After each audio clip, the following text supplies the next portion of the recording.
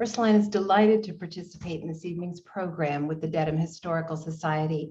And as Johanna said, we're currently celebrating our 75th anniversary year of educating young women in the Boston area. For more than 60 of those years, we've been here in Dedham, and we are always grateful for the support of the local Dedham community. We started our new school year earlier this month with 380 young women from more than 60 cities and towns, and it is really good to be together on campus again. We're masked, but we are together. Our school is guided by our mission, which was inspired by the teachings of St. Angela Merici, who founded the Ursuline Order nearly 500 years ago. We truly stand on her shoulders and those of the Ursuline sisters and are grateful for their work and their legacy. Ursuline offers a challenging curriculum, and we're pleased to say that 100% of our students go on to highly selective colleges and universities. But our education is actually about more than preparation for college, for our mission is to prepare young women for life, and more specifically, lives in which they can make an appreciable difference in their communities. They are an amazingly talented group of young women who participate in a broad curriculum.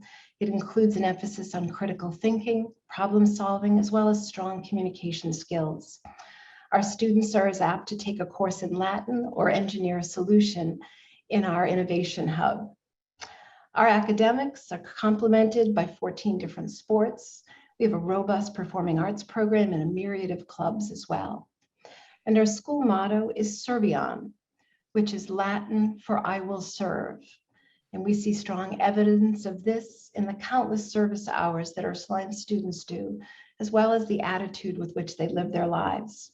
If you're interested in learning more, I encourage you to visit our website at ursulineacademy.net. As an alumna of the school, I could say much more, but I know you're here tonight to hear more from our featured speaker, Sally Sufert Holmes, who was also educated here at Ursuline. So I'd like to read for you a bit of Sally's biographical information. Sally was born and raised in Dedham, where her maternal ancestry dates back to 1865 on Church Street, where the DHSM is located. This is where different generations of her family owned a bakery, dry goods store, and a luncheonette. After attending the University of Connecticut, Sally married and moved to Los Angeles. Retiring in recent years after a long career as an executive assistant in the educational arena, Sally has returned to England. She now devotes her time to an eclectic range of historical research and writing projects focused on the progressive era at the turn of the 20th century. She also works as a manuscript assistant to Beechwood Books, a publishing house that celebrates histories of the New York Adirondacks. Additionally, and with our appreciation, Sally is a member of the Dedham Historical Society and Museum. It's now my privilege to turn the microphone over to Sally. Sally? Thank you so very much, Kate, and good evening, everyone. Thank you to Joanna McBrien and the Dedham Historical Society and Museum for this wonderful opportunity to share the history of the Ursuline Academy property. And a thank you to President Kate Levesque and to the Ursuline community for your support. And to those of you who are listening to this presentation, I'd like to say welcome, and I do hope that you enjoy the history. Growing up around the corner from Ursuline Academy, I have a dual connection to the history.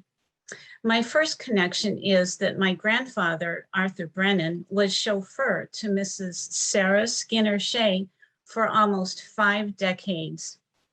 Mrs. Skinner Shea was the owner of the beautiful 28-acre property on Louder Street before it became Ursuline's property. It's through my grandfather and my mother, Ruth Brennan Sufert, who told me these wonderful stories of the history when Mrs. Sarah Skinner Shea was the owner.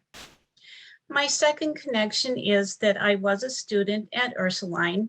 I had the privilege of being in one of the first kindergarten classes that the sisters offered when they moved to the Dedham property in the late 1950s. And later I did attend grades 7 and 8. It's of interest to note that Sarah Skinner Shea spent 56 years of her life on the property, and that the sisters of the convent lived almost the same amount of years on the property as well. So tonight, let's start with Ursuline in the present. Thank you, Kate, for the wonderful description of your school, and I'm sure that you're just enjoying this year as you have every other year with all these wonderful young women. And congratulations on the 75th anniversary of the Academy, 63 years of which have been spent on the Louder Street property. Just a little bit of background about the Ursulines. As Kate mentioned, the order was founded by Saint Angela Merici 500 years ago. The Ursulines first came to North America in 1639. In the 1820s, they arrived in Boston, and by 1827, a convent was under construction and would house a school for girls upon completion. Unfortunately, the convent's tenure was short. According to Nancy Schultz's superb book, Fire and Roses, an anti-immigrant and anti-Catholic mob burned the convent to the ground in 1834. After attempts to rebuild that did not come to fruition, the Ursulines departed Boston, but only temporarily.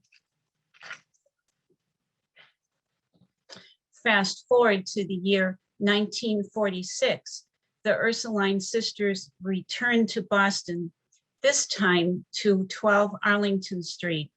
And this time the school flourished, so much so that within 10 years' time, the sisters were looking for a larger campus.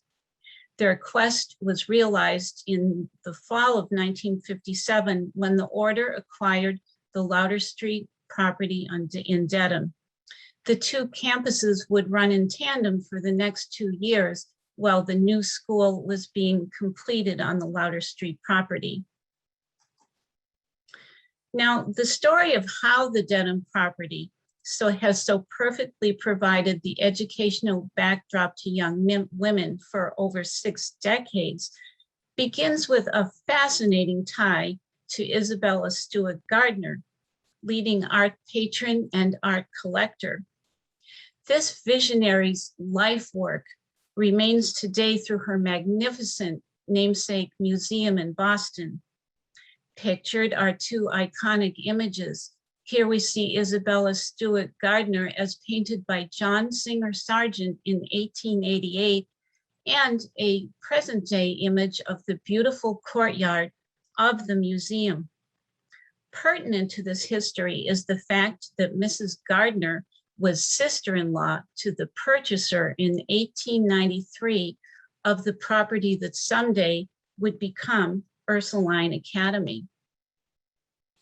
Eliza Gardner Skinner was the purchaser of this property.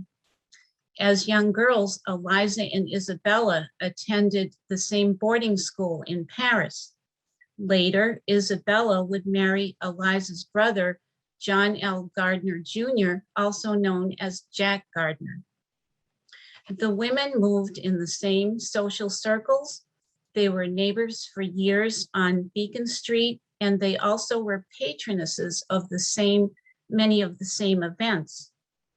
Newspapers and publications, such as this one seen here, Town Topics, routinely championed Eliza and hinted at discord between the sisters-in-law. Even mundane differences were reported. The Boston Herald once even comparing the 2 women's preferences in flowers, where they said that Isabella was addicted to violets, but Eliza preferred lily of the valley. Yet out of the limelight, the sisters-in-law shared a sorrowful bond. They both had lost a young son to illness, and the little boys were both interred in the Gardner Mausoleum at Mount Auburn Cemetery in Cambridge. Also, the sisters-in-law had a share of the love for Francis Skinner Jr., Eliza's son and Isabella's nephew. Francis Skinner Jr. was born in 1869 into one of the most elite Boston Brahmin families. Francis Jr. was the third of three Francis Skinners. His father was Francis Skinner Sr., and his grandfather was Francis Skinner Esquire, who had established a textiles empire culminating around the time of the Civil War.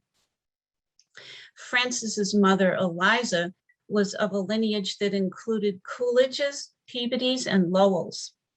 Francis was raised as an only child, and here we see his picture from 1887 when he attended St. Paul's Prep School in Concord, New Hampshire. From there, he would go on to Harvard University, class of 1892. He was a lifelong member of myriad clubs, including Somerset Club, the New York Yacht Club, the Eastern Yacht Club of Marblehead, Massachusetts, and the Massachusetts Horticultural Society. He was an avid horticulturalist, but his passion was the sea. When Francis Jr. arrived in Dedham in 1893, he was 24 years old and one of Boston's most eligible bachelors. The property that his mother purchased was located in the historic Federal Hill district of Dedham. I've circled the property here on this lithograph done earlier by Edwin Whitefield. The Boston Herald reported Eliza's purchase and reported that the acreage was 20-some acres, and the structures included a 3-story farmhouse, a barn, and other buildings. When Francis was not off sailing the winter waters in the West Indies or summering at his parents' summer cottage in Nahant or traveling abroad, he was at home at Federal Hill Farm, and he was pursuing his different agricultural interests. He was often referred to throughout his life as a gentleman farmer.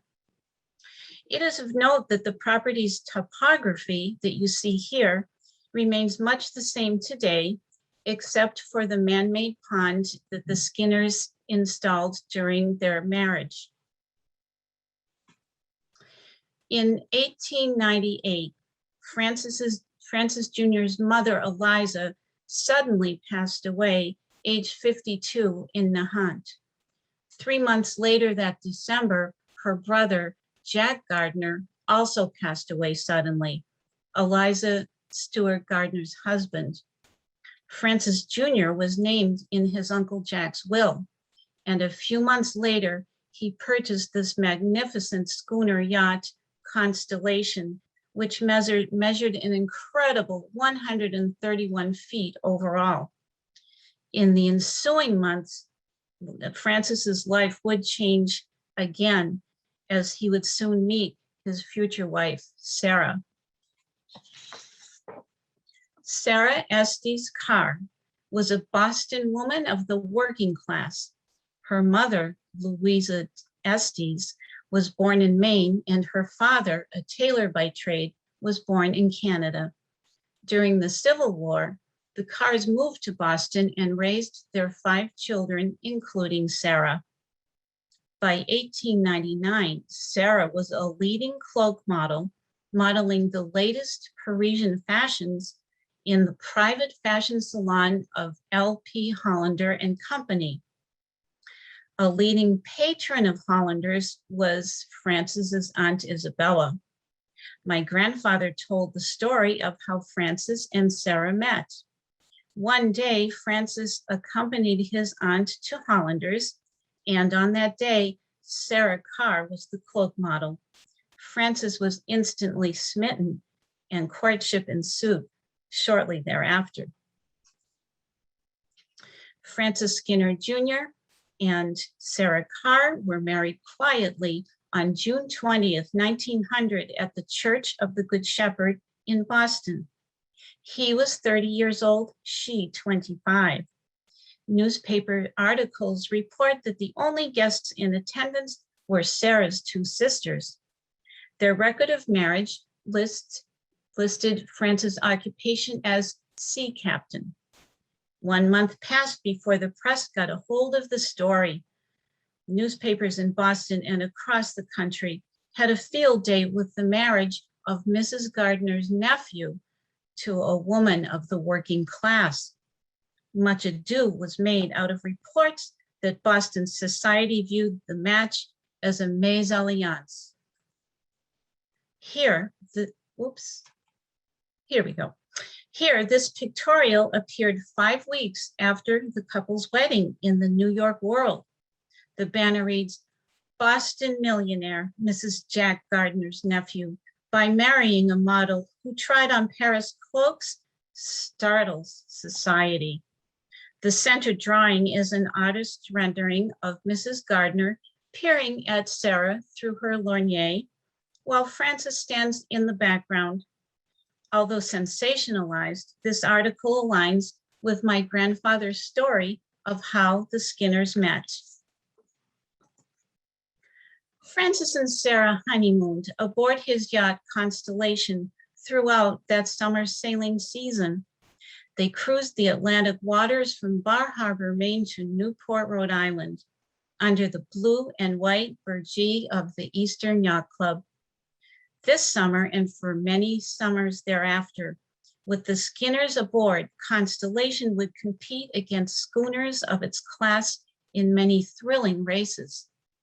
This magnificent photo of Constellation was shot by famed marine photographer Nathaniel L. Stebbins on June 30th, 1900, 10 days after the Skinners' marriage.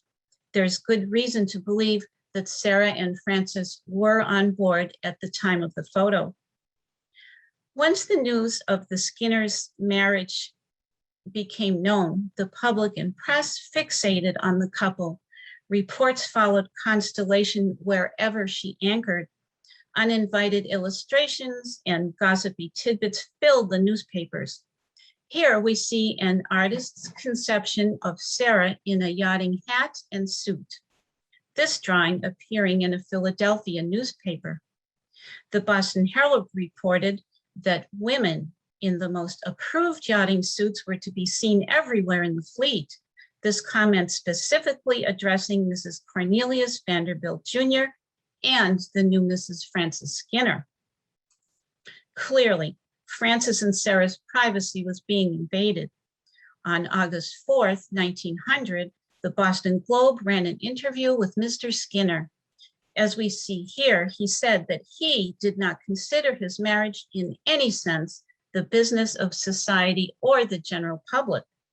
He also addressed the public's interest in their honeymoon, saying, quote, "It is not unusual for those newly married to travel in a way that best suits their convenience," unquote. From the time of their marriage through the year 1905, Francis and Sarah made their home at their Federal Hill estate, farmhouse at the time. From at least the time of her second marriage, Sarah referred to the estate as Federal Hill Farm, the name remaining so until her death in 1956. Seen here is an image of Sarah's green lettered stationery.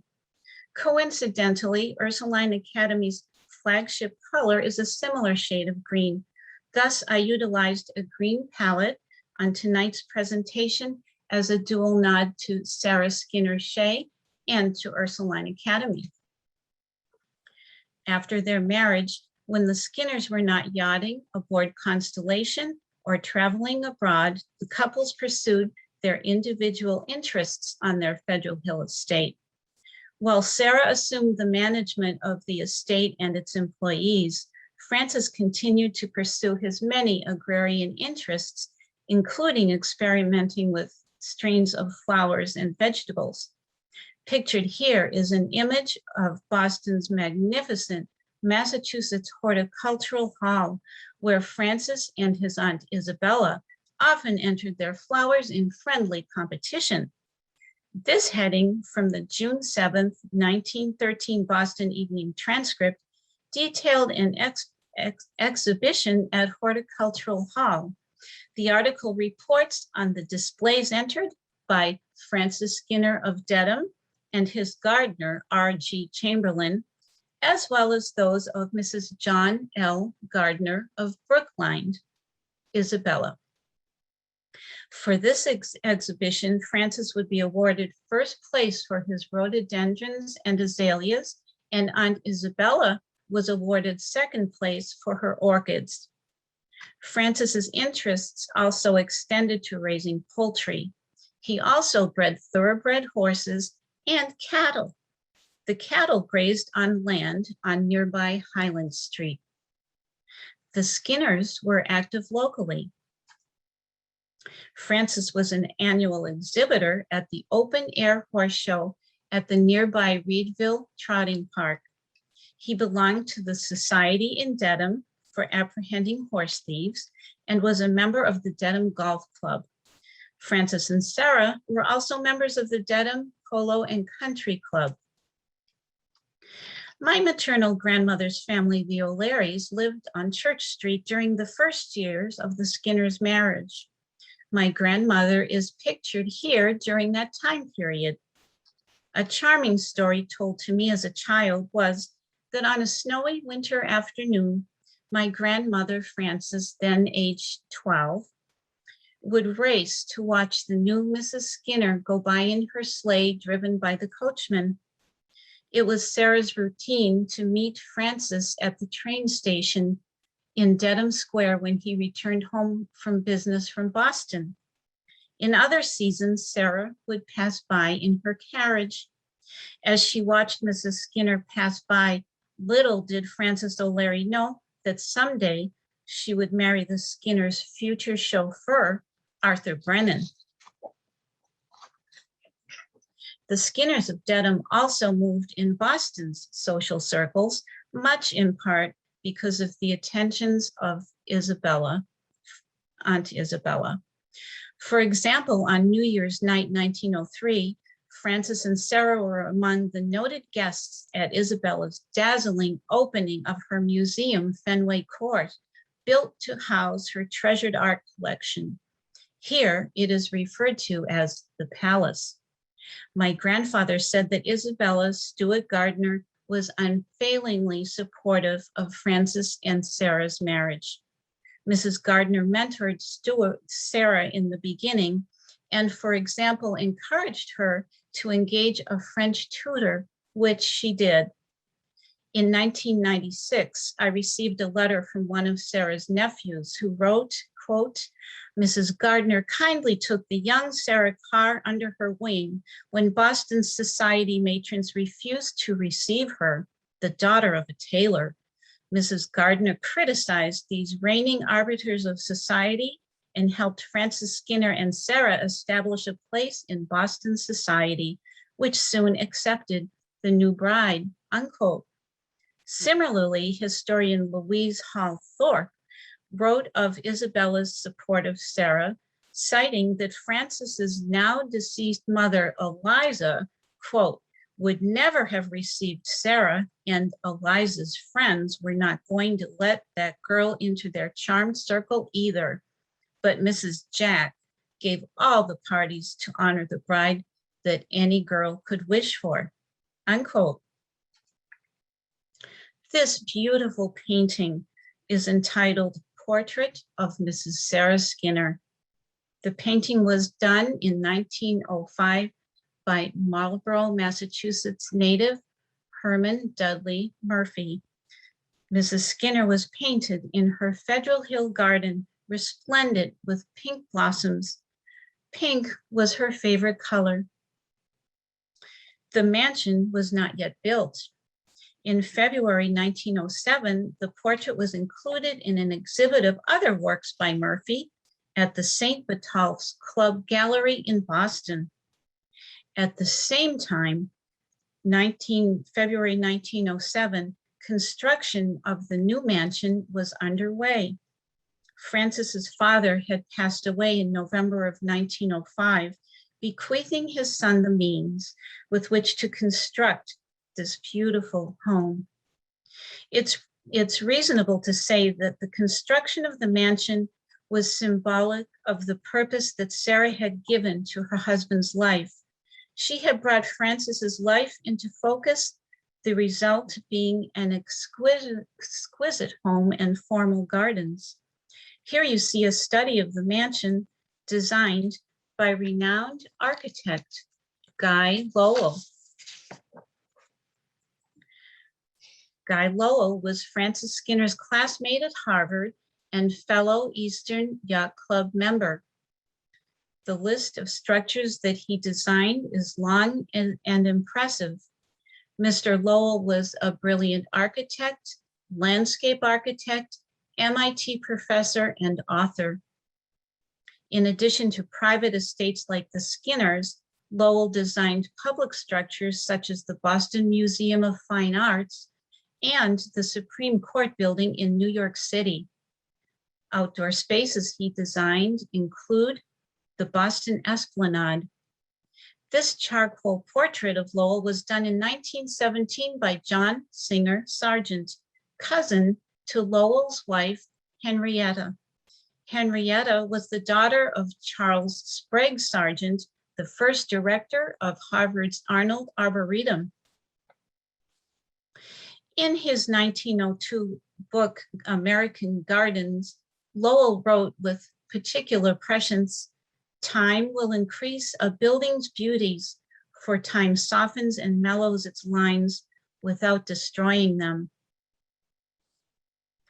Depicted here is the mansion foyer upon its completion in 1908.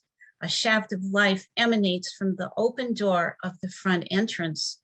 In the upcoming slides, each room is presented in the then and now. Another view of the foyer today. An opposite view from 1908. This was the mansion's magnificent library. The Skinners' expansive collection of books contained hundreds of volumes bequeathed to Francis from his father, whose portrait hung over the fireplace as seen here. Sarah never replaced her father-in-law's portrait after her remarriage in 1917. The portrait remained in place until her death in 1956.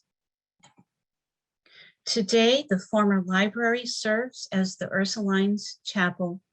The Ursulines acquired the Skinner Shea estate on September 27, 1957. A few days later, on October 2nd, the first Mass was celebrated. This is the opposite end of the library back then. There was a fireplace at either side of the room, and during Sarah's second marriage, the room hosted two pianos, an upright and a grand. I've yet been able to validate my guess, but I do believe that the gentleman in the portrait pictured here is Francis Jr.'s grandfather, textile giant, Francis Skinner, Esquire. This is the same view of the library, which is now the chapel today. This was the formal dining room. My grandfather said that Sarah added tasteful floral arrangements and potted plants in each room year-round. All the flowers and plants were from the estate's greenhouse and seasonal gardens. This is another view of the dining room back then. And this is the same room today, the same view. This was the parlor. After Ursuline's acquisition of the estate in 1957, the parlor would serve as a classroom for the Academy's first kindergarten class, which commenced with 9 students that October. Having to wait until I was 5 years old, I joined the class in March 1958. By that fall, the sisters had more than tripled the enrollment. This is a view of the veranda in the rear of the mansion. Note the gorgeous potted blossoms and the cute little terrier dog that belonged to the Skinners, and his name was Oh Boy. And on that day, Oh Boy was most cooperative because apparently he turned around for the photographer. This was the greenhouse.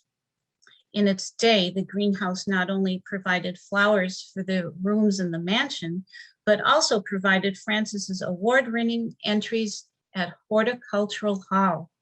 Sarah herself had a great love for flowers. After Francis's death, the greenhouse continued on as an integral part of the estate. The greenhouse no longer exists. The pool house was resplendent year-round with lush potted trees and flowers. There were curtained dressing rooms, cabanas in the hallway entrance. The water spout that filled the pool was in the shape of a pig's head. My brother and I both remember seeing this as children. This is a 1950 shot of the opposite end of the pool looking towards the cabana entryway. Seated is my grandfather, Arthur. Perhaps he's grinning, reminiscing about a long ago day when he took his 3 small children to work with him, including my mother. Somehow the children ended up playing in the pool house and toppled a potted tree into the pool. Obviously, it took Arthur quite some time to write the dilemma. The pool house no longer exists. These are the gates, the iconic driveway gates of Ursuline, and they're original to the estate. The black and white photo is a 1920 photo from an architectural digest with a credit line on that page to Guy Lowell, architect. And the colored picture, of course, is from today. It's the same view and the same gate, just so very beautiful. Well, perhaps the Skinners felt that the new mansion was not complete with the addition of their very first automobiles. That year, they purchased 3 from a young car salesman in Cambridge, Massachusetts. That car salesman was my grandfather, Arthur Brennan. Francis Skinner told the dealership owner that he'd finalize the purchase as long as Arthur came along as chauffeur, because, Mr. Skinner said, I do not drive. Pictured here is my grandfather parked in the mansion's driveway. In the background, an overhang above a door can be seen. This led into the kitchen and the servants' dining room. To me, this photograph depicts the mansion in one of its most striking angles.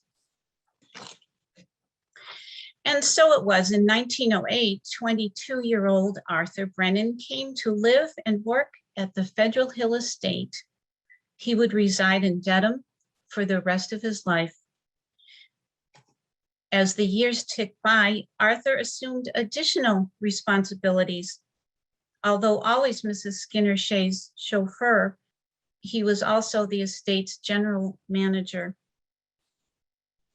After completion of the mansion and employment of my grandfather, the Skinners continued to spend summers sailing on Constellation. Additionally, they enjoyed a yearly voyage abroad. They traveled first Ceylon aboard the most modern steamships, including the Lusitania. In 1910, Francis and Sarah even ventured to Ceylon, where this exquisite photo of Sarah was taken. Seen here is my grandfather on the left and a co-worker taking a dip in the man-made pond on the Skinner property. The brook-fed pond was lined with granite because it had been intended for swimming. The Skinners used it very rarely, but they told the employees that they were welcome to do so. There was a sand-poured beach. And so you see in this photo, one summer day in 1913, they took advantage of the pond. On that same day, the employees and families relaxed close to the pond next to a pond house. Pictured in the left photograph is my grandmother, Frances O'Leary Brennan, and their oldest child, Dorothy. And on the right is Arthur with his little daughter, Dorothy. This would have been a rare day of relaxation. Arthur's work schedule was taxing. His perpetually long work hours were my grandmother's as well. This structure, the pond house, no longer exists today. Here is the Skinner's previously mentioned Master Gardener R.G. Chamberlain. Now this photo was taken in 1915, one nice, beautiful day when he brought his new Indian motorcycle over to show the Brennans. Arthur and Frances Brennan lived close by on Highland Street. Pictured left is my mom, little Ruthie, and to her right is big sister Dorothy. This is Alice Witt's lady's maid. Alice Witt's, a professional seamstress by trade, was Sarah's lady's maid. Pre-World War I, she traveled with Sarah when the Skinners went abroad. In 1919, Alice Witt's and Robert Chamberlain married. She's pictured here in her 1919 passport photo. The Great War having ended, the newlyweds could now safely travel back to England, their birth country, to visit family. After her marriage, Alice no longer remained in Sarah's employ. This gentleman is Thomas W.R. Robinson, who hailed originally from Hamilton, Bermuda. Thomas emigrated to the U.S. aboard the Skinner's yacht Constellation in 1901. He was the Federal Hill Estate steward to the Skinners and subsequently to Mr. and Mrs. Shea, Mrs. Skinner's second husband, in later years.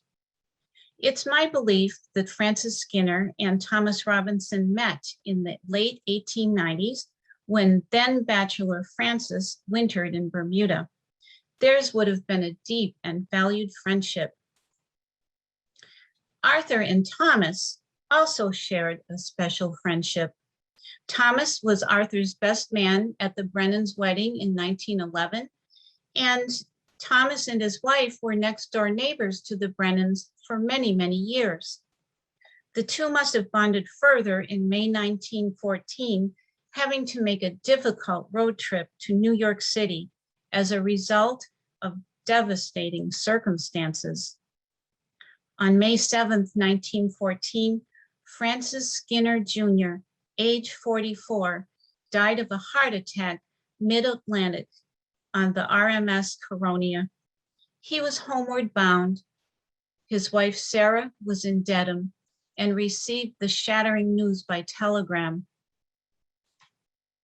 A few days later, on Monday, May 11th, my grandfather drove to New York City to the Kennard White Star Pier.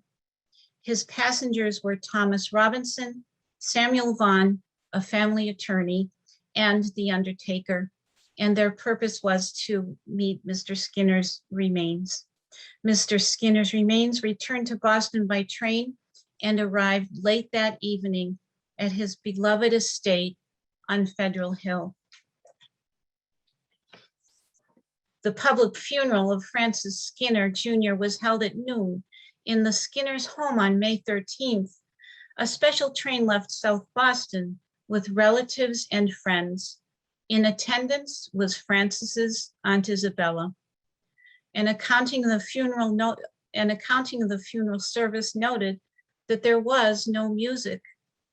Given the time of year, the rhododendrons, so beloved by Francis and so abundant on his beautiful estate, would have already begun to bloom.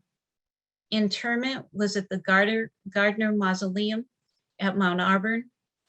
Francis was laid to rest with his little brother, his parents, his Uncle Jack, and in 1924, Isabella Stewart Gardner would join them. Sarah's inheritance from Francis included the Federal Hill estate. That summer, the majestic schooner yacht Constellation was sold to Herbert Mason Sears, a longtime friend of Mr. Skinner's. Quite unfortunately for Sarah, the press once again kicked up its heels, rehashing all the sensational stories surrounding their marriage 14 years earlier. With a core of strength, Sarah moved on. With keen business acumen, she continued managing the Federal Hill estate, all too aware that her large staff was depending on her. She well knew that some of her employees were married with families and others contributed to their family's income. Also, Sarah was the loving caretaker of her elderly parents who lived independently from her, but still relied on her nonetheless. In the larger scope, the world utterly changed over the summer of 1914 with the multiple declarations of war in Europe. By August, RMS Caronia, the ship on which Francis Skinner died, was commissioned as a British armed merchant cruiser. The following spring, the Lusitania was torpedoed by a German U-boat. Among the souls who perished was ship surgeon James McDermott, who had attended to Francis on the Caronia at the time of his death. The date was May 7th, 1915, exactly 1 year since Francis's death. Sometime prior to 1917, when the United States entered the Great War, Charles Andrew Shea, Esquire, a Boston attorney, came into Sarah's life. Charles's mother, Julia Murphy, was born in Boston. His father, a highly respected merchant, was born in Ireland and came to Boston as a child. Charles had 3 sisters and 2 brothers who survived to adulthood. Sorry about that. And Charles and his brothers were all Harvard men. At 6'2", Charles was an outstanding athlete and played on the Harvard football team. He and Franklin Roosevelt were classmates, Harvard class of 1904. Charles was also a member of the Hasty Pudding Club and pursued his love of acting in other amateur vaudeville productions. Charles was known for his robust singing voice. Sarah E. Skinner and Charles Andrew Shea were married on September 24th, 1917, at the private Park Avenue residence of New York City magistrate and Harvard graduate Daniel Fenton Murphy. In stark contrast to the media blitz when Sarah Carr and Francis Skinner Jr. married, the newspaper announcement of the marriage was headed simply, "Boston attorney weds Mrs. Sarah E. Skinner." The brief announcement appeared in the Boston Herald 1 month after the marriage. The sum total of Charles Shea brought happiness and laughter back into Sarah's life. Sarah's magnificent Federal Hill estate became Charles's home as well. The Shays, together with their employees and their families, navigated the dark time period of the Great War and the ensuing pandemic that didn't forget Dedham in the fall of 1918. But by the end of June 1919, the new normal was underway, including the Commonwealth of Massachusetts ratifying the 19th Amendment. The images of Sarah shown here are worth 1,000 words. On the left, in the 1905 Murphy portrait, Sarah wears a constricting Edwardian gown and hairdo. On the right, in her 1920 passport picture, she is liberated. The fashion trend speaks to hard-won freedom. Sarah Skinner Shea continued her enthusiasm for automobiles, she and Charles keeping several cars at one time. Between 1920 and 1939, with one exception, the year that the stock market crashed, Sarah and Charles traveled annually abroad via ocean liner. They departed from and arrived back to the port of New York, meaning that my grandfather made the round trip countless times. In the background of this photo is the estate's carriage house, which would become Ursuline's Provincialate House and later transformed into classroom space. This extraordinary photo of Sarah, taken circa 1930 in the mansion foyer, speaks to her innate grace. Each fall, the Shays would host a lavish party in this room to celebrate the Harvard-Yale football game. Throughout their marriage, Charles and Sarah Shay had a lovely life at what by now was called Federal Hill Farm. Although they had no children of their own, they welcomed visits from respective nieces and nephews. The Shays were considerate of their employees who enjoyed longevity at Federal Hill Farm due to the feeling of community that Sarah had nurtured since her arrival in 1900. The Shays employees also enjoyed security during the Great Depression.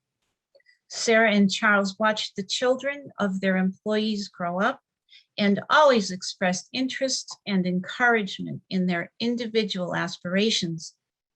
With the advent of World War II, the Shays ceased their transatlantic travel. Charles's health began to fail during the 1940s, and he passed away in 1953. Sarah would live another 3 years. Because Sarah had navigated so many decades with the Brennans, she would on occasion invite my grandparents to enjoy her for a cocktail upstairs in her private sitting area, pictured here. The room was located above the mansion entrance. Perhaps the positioning of the room was inspired by a design of Isabella Stewart Gardner, who had a private sitting room above her front door at her Beacon Street residence before she moved to Fenway Court. Sarah Skinner Shay, age 81, passed away at Federal Hill Farm on March 2nd, 1956. Arthur Brennan is listed as informant on her certificate of death. The once young chauffeur was now 69 years old. A brief death notice appeared the next day in the Boston Traveler. There was no further fanfare from the press. Sarah was interred in the Gardner Mausoleum on March 5th, where she lies in eternal rest with her sea captain, Francis Skinner Jr., and Isabella Stewart Gardner, and other members of the Gardner-Skinner family. After her passing, Sarah Skinner Shay's magnificent estate did not lay idle long. By the next year, it had attracted the interest of the Ursulines, who had so successfully grown their school on Arlington Street in Boston, they were seeking a larger campus. The former Federal Hill Farm on Louder Street in Dedham was ideal. On September 27th, 1957, on behalf of the Ursulines, Richard Cardinal Cushing, Archbishop of Boston, finalized the purchase of the estate. On that day, Sarah Skinner Shay's mansion became the Ursuline Convent. A select group of sisters from Arlington Street relocated immediately to Dedham, and in 10 days' time opened a kindergarten in the convent parlor. The 9th grade class moved out to Dedham, with classes held upstairs. The other classes would follow in September 1959 after the completion of construction of a new school on the property. Pictured is a beautiful stained glass window that was relocated from the Sisters' Chapel at Arlington Street to the Dedham Convent. This is the kindergarten class of 1958-1959, and I am among the children, front row, third from the left. I remember that on rainy days, playtime was held here in the foyer, right where Sarah and Charles Shay had held their annual Harvard-Yale parties. Shown here is the architect's 1957 rendering of the proposed new school facing Louder Street. The school would house kindergarten and grades 7 through 12. This is the opposite, or the back view of the rendering of the new school. And it's quite visible that from every angle, the architects understood the beauty of the property. The vision was translated splendidly. On July 23rd, 1958, under unseasonably cool and cloudy skies, Ursuline broke ground for the new school building. Pictured are Jesuit priest Reverend William J. Reed, Mother Superior, Mother St. Mark in the foreground, and the Ursuline sisters. In just 15 months, the new building was completed, opening for classes on September 10th, 1959. In her meticulously documented history of the Ursulines, Shea New, Sister Rita Barassa wrote that the new school opened with 258 students. Faculty was comprised of 9 sisters and 3 lay teachers. On Sunday, November 22nd, the new school was dedicated by Richard Cardinal Cushing, Archbishop of Boston. Over 1,000 persons were in attendance that day. Pictured in this Boston Herald photo is the Archbishop blessing the cornerstone of the new school. On the left is Reverend Mother Philip, New England Provincial of the Ursuline Order, and next to her is the school's Mother Superior, Mother St. Mark. In a December 1st letter to the Boston Daily Globe, entitled "Tireless Labor Pays Off," Francis Liddell, an esteemed Dedham educator and administrator, lauded the Ursuline sisters' accomplishment. He wrote, "This dedication was the culmination of 10 years of tireless, self-sacrificing labor on the part of these nuns to establish a representative school in Greater Boston." In 2014, after serving as home to the Ursuline sisters for 57 years, the convent concluded another chapter in the mansion's history. The sisters would relocate, joining other Ursuline communities. Today, this granite memorial stands in tribute to the Ursuline sisters of Dedham. The sisters' role in building of the academy, which Mr. Liddell had so eloquently commended, continued on in the ensuing decades. The sisters' life work was conducted in the quiet strength of prayer and service to the students. The monument to the sisters overlooks the property that has provided educational space for young women for the past 60+ years. It also overlooks the marvels of Guy Lowell's brilliant landscape design, the footprint of the lower rose garden, and beyond, the sweeping outdoor staircase where each year the graduating class gathers for its picture.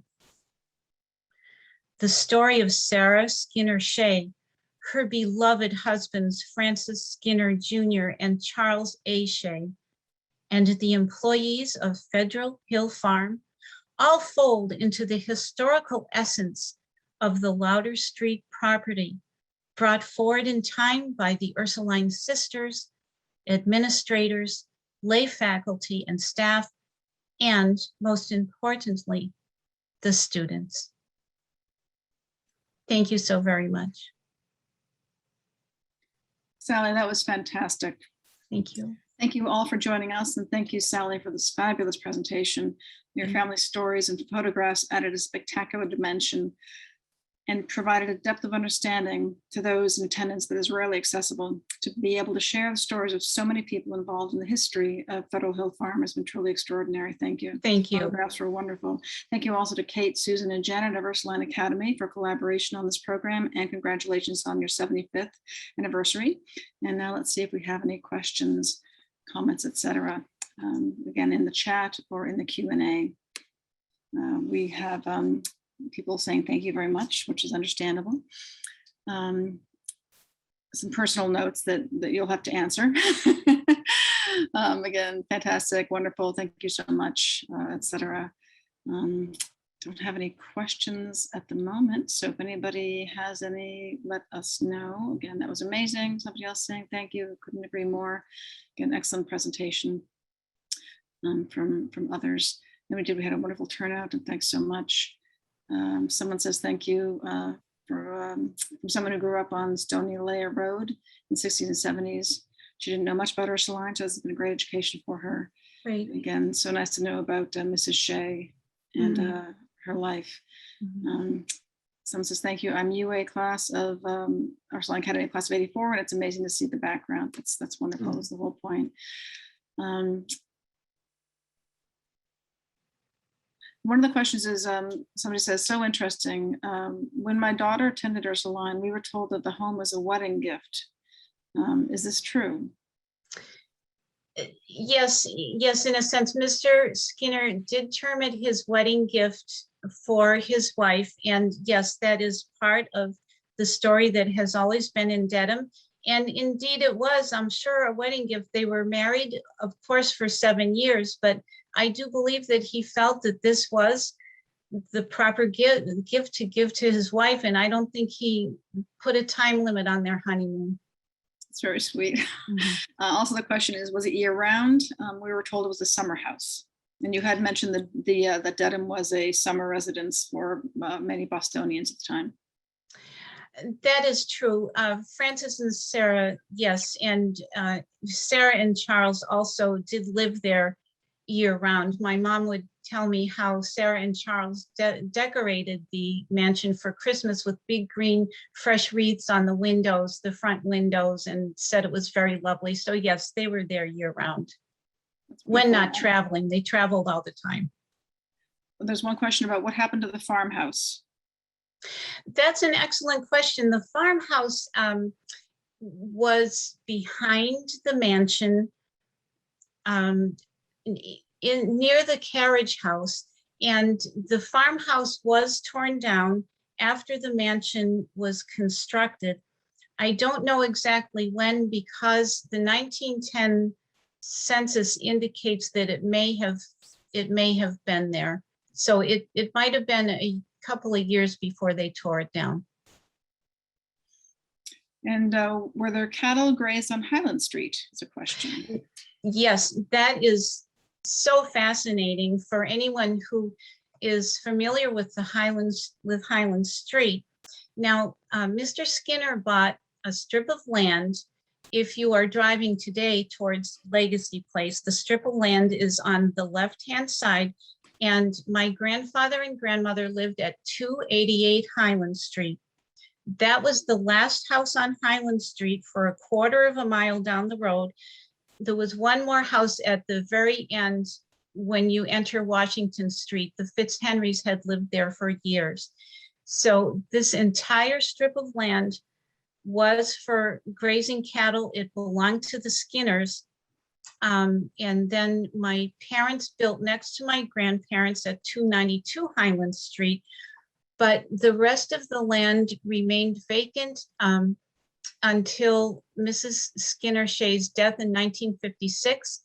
It was immediately sold to a developer, and I remember standing out in my yard and watching all those lovely homes past my house being built between probably 1958 and 59.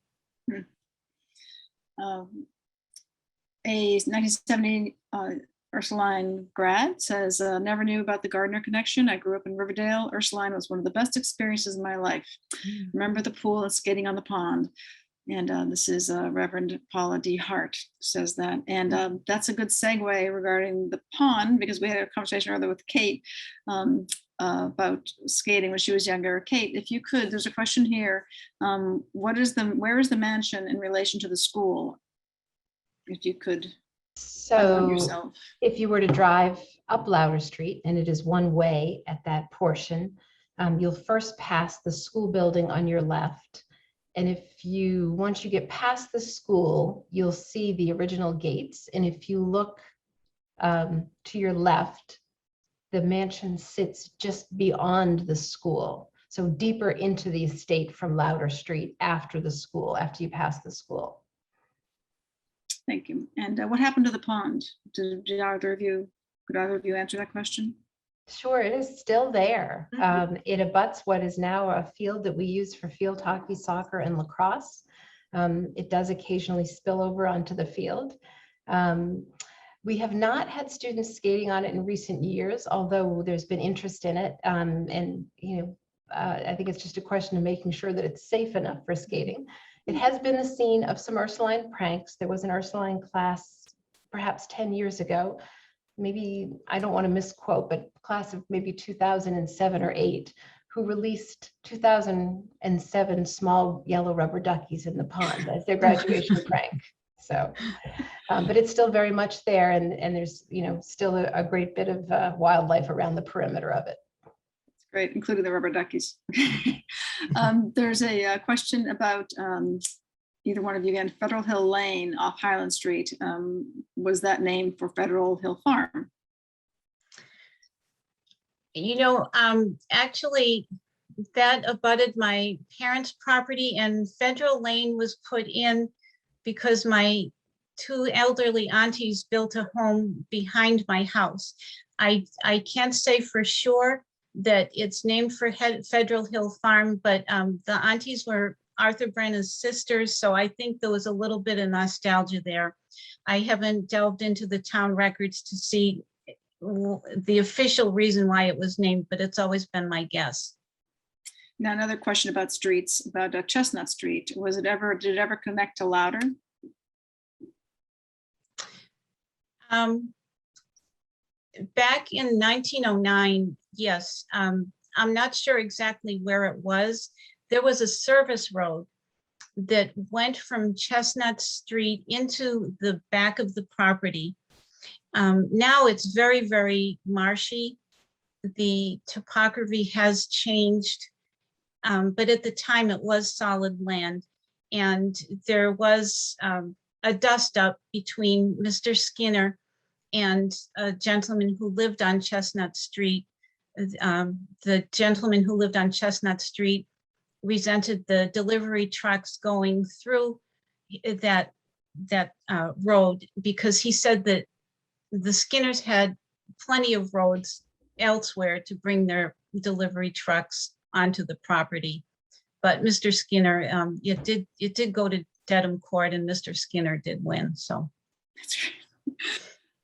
One of that kind of relates to relationships within the town. Somebody's asked, how did the house inhabitants, the staff, interact with the rest of Dedham? Do we know? That's a good question. I know that some of the employees lived on the property, but others had families. Like my grandfather, he would go home at night to his family. I know that within the mansion, as I mentioned, there was a sense of community. I am doing ongoing research on people who worked for Sarah Skinner Shea, so I hope I someday will have better answers on that. That's great. Another personal connection. One of the attendees says, my grandmother was Catherine C. Brennan Regan, which is, wow. she sent the message to the hosts and panelists, so you can see who that is. How many acres were on the original property? Again, either one of you? We've always quoted 27 is the number that we've always quoted. The Kate's number sounds right, yes. Okay. And further down Highland Street, there were wetlands behind a fence. Was that dry land once? I think you just said it was rather wet. Or was that somewhere else? Well, interestingly, as late, I mean, it was 100 years ago or 80 years ago, my dad told me that the wetlands now, that during the war, there were gardens over there, and that the inmates from the prison over on Village Ave, that they would come over and they would tend to the crops. So it was dry enough to grow crops at that time. That's interesting. Kate, what is the mansion used for today? An interesting question. We are currently not using the convent, what we call the convent. We are in the midst of a strategic planning initiative here, and one piece of that is a campus master plan. One of our objectives will be to determine possible uses for the convent in support of the school's program. So that is a to be determined. Great. It has been used for events and that sort of thing, correct? In the Yeah, past, over the past several years, yes. Here's a fun little recollection from someone saying, never knew about the cattle. Remember a Volk's barn in Riverdale where my grandmother took me in my carriage to see the cows. Can also remember going into the convent and hearing the sisters chanting. My teacher and mentor, Sister Martha Gleason, was a very important person in my life. That's very sweet. Let's see. I'm not aware of this. Somebody's asking, and I wondered the same thing. If there's a connection to a Skinner auction house with the Skinner last name. There are lots of Skinners, so who knows? But maybe you do. I don't. I have researched it.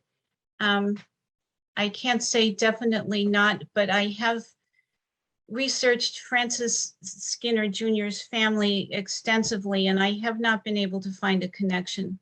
Mm-hmm. They didn't have children, correct? They did not have children. Right. And he did not have any siblings, you said, correct? So exactly, yes. It's not his line, okay. Yes. Back to property again. Somebody asked, is the stone wall going down Highland Street marking the boundaries of the estate? Sally, my understanding is yes, it is. Yes. Seems to match up with the maps of the property that we have. Yes, and not to toot my horn, but my grandfather helped build that wall. He was very active. If he wasn't driving Mrs. Skinner Shea, he was out on the grounds or something. And yes, that wall all the way down, my grandfather helped build. So it's a beautiful, iconic wall. That's wonderful. I'm just skimming to see if I missed anything.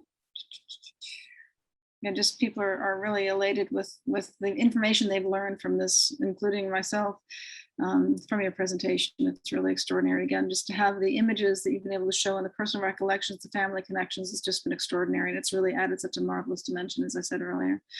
So that looks like that's it for the questions. Again, Kate, would you like to say anything in closing? No, I thank you. I'm just delighted to have been part of this tonight. This is really a wonderful opportunity for us as well. And it's wonderful to see our alums connecting as well through this medium. So thank you for the partnership with this evening.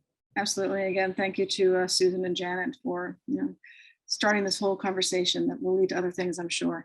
So Sally, again, this has been extraordinary, and all of our guests, I will send the link once it's available out to everybody, so you can rewatch the presentation, share it with friends, et cetera, et cetera. Again, so many thanks and accolades for you, Sally. Wonderful job. Thank you very much. You're most welcome. It was my pleasure. So, thank you. I didn't mean to interrupt you. So please schedule for our next third Thursday webinar. Now this was the fourth week because we wanted to observe Yom Kippur last week. So it's usually the third Thursday webinars. Our next one is Dedham's Pet Cemetery, and that's going to be October 21st at 7 p.m. And it will be given by our president and professional tour guide, Joan Paglucia. And again, that's on Dedham's Pet Cemetery, October 21st. And you can go to our website to learn more information, dedhamhistorical.org. Thank you all very much for joining us. It's been a really extraordinary evening. Thank you.